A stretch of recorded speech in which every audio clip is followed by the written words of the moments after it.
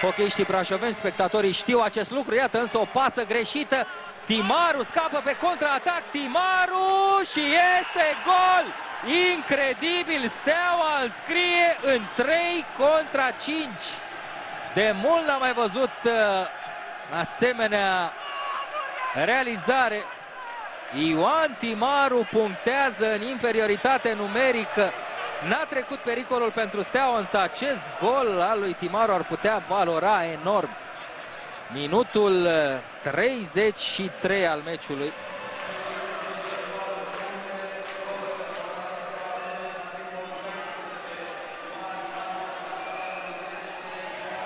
A trecut formidabil Timaru, Adorian n-a reușit să-l oprească.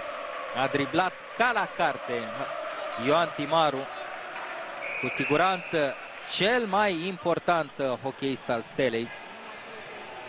Nu doar în acest sezon, ci și în ultimii 15-20 de ani. Șansă bună.